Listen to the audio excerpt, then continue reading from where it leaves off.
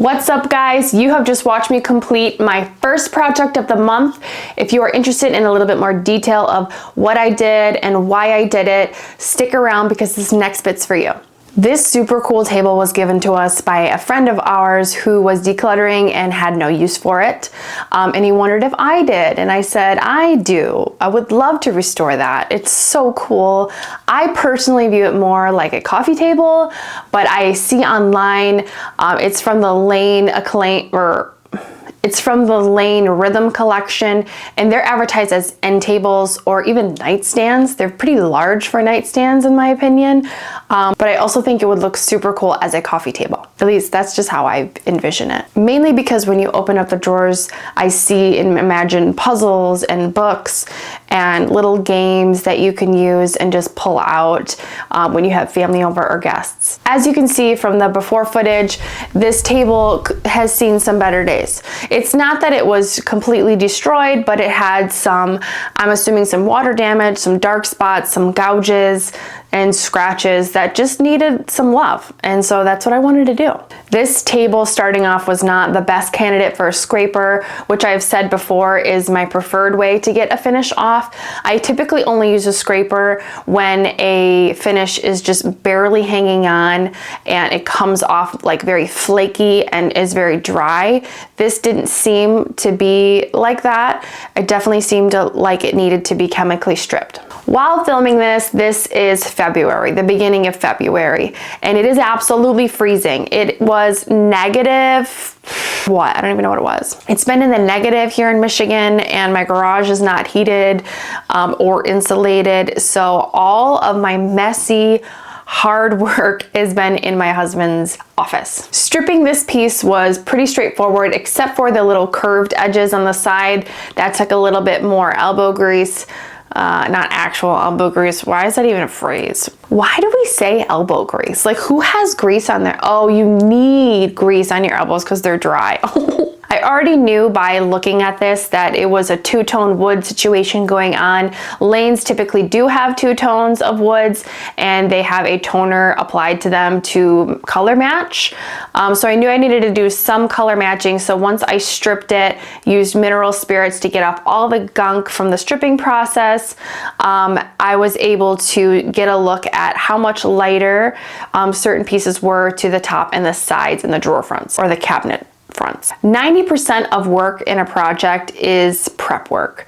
The staining and the sealing are the fun, really quick, aside from the dry time, parts of the project.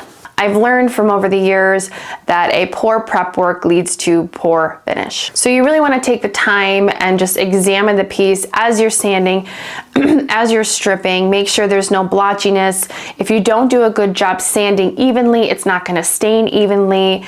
And if you don't do a good job sanding evenly with grit, it's gonna feel different in certain areas. You wanna have an overall cohesive base to work with when you're about to apply stain. After I sanded the whole entire piece, the main issues with the top were the large gouges and the dark spots.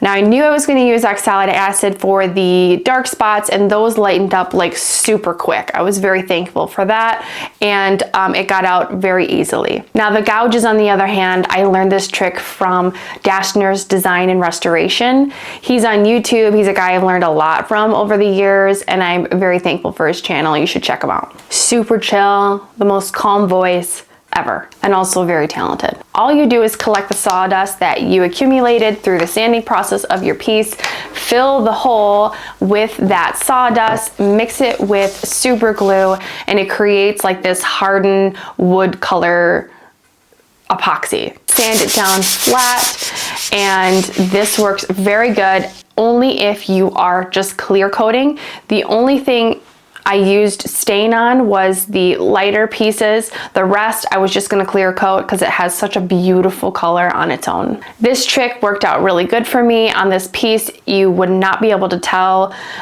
where they were, only if you were me who knew where they were. It's pretty seamless. So you can give that a try if you're on a piece with a gouge in it. Then it came time to blending the lighter wood pieces to the top and the sides. And I just used a mahogany gel stain by Minwax. I had to apply a few coats of this, and something that I think is not talked about enough in furniture restoration is dry time. There's someone on YouTube right now that does, and I don't mean to, there's someone I saw on YouTube the other day of restoring a piece in, let's just say 8 hours or whatever. Don't do that. You can definitely make something look really cool and transformed in 8 hours, but it's not going to be done well. Gel stain, for example, depending on the gel stain you use, the one that I use takes 8 to 12 hours before you can apply a second coat on to darken it. And I think like 12 to 24 hours before you can put a clear coat on it. Otherwise, you're just kind of wiping off what you just did 8 hours prior or whenever you did it. You don't want to waste your time. If you're going to apply something, you don't want to just completely undo it because you didn't feel like waiting. I've had to learn that the hard way. I didn't think any of this stuff really mattered, but it does. If you want something to look good and last, then you kind of have to think about dry time, which is typically why projects take longer than you would think because of all the dry times factored in. For this piece, I applied 2 coats of gel stain on the areas that were a little bit lighter, and that to me seemed like cohesive enough. The cabinet fronts were actually in great condition. I was really hoping I didn't have to refinish them, but unfortunately they were just a lot darker than the finish that I applied on the piece when it was all said and done. So I ended up having to sand them down and get them to a lighter tone to match the rest. For most of my pieces that I work on, I just use a wipe-on poly that I mix myself with 50% paint thinner and 50% oil-based polyurethane. And then I just apply it with like a shirt folded up, and usually that works pretty well. This time around, to speed up the dry time, I mixed a little bit more paint thinner than I normally do, maybe like 10% more, just so I can apply more coats throughout the day and it will dry quicker. Obviously, this means you have to apply more coats than you would before, but I would prefer thinner coats building than thicker coats with just a few.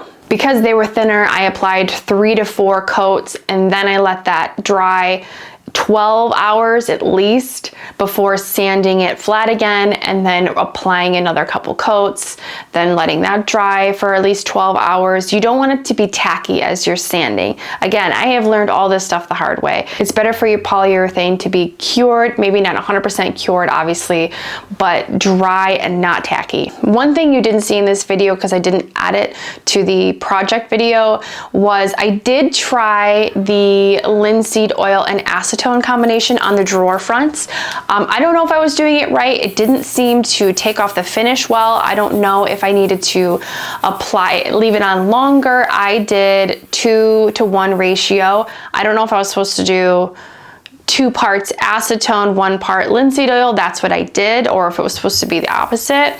I applied it a few times, agitated it, wiped it off, then I let it sit a little bit after applying it again. It didn't seem like it was wiping off the finish at all. But I also do understand that acetone does very much dry out the wood, so I do want to come up with some sort of medium of hydrating the wood while taking off the finish. So I'm gonna look more into that, do a little bit more research and do more practice with that. But that is something I did try. That was something that was recommended to me by someone in the comments, which I appreciate. I'm going to work a little bit harder on that and see if I can get it to work better than I originally did. Guys, this one was straightforward. It was not super complicated. It didn't have, I mean, it had stuff that I was used to, but it didn't have anything completely out of my comfort zone that set things back a ton. No meltdowns this time around, which I'm very thankful for. This video was short and sweet, nothing too complicated, but sometimes we need a little simple. Thank you guys so much for watching. I hope you love the end results as much as I do. And if you love a good before and after transformation video, stick around and subscribe. I will be posting 3 times a month, as well as some shorts and reels along the way, and I'll see you next time. Love the results as much as I did. Okay. Thank you guys so much for watching. This part is so hard. It's so hard because it's so scripted and nobody talks like this, but you have to say it because it doesn't make sense to end the video like this.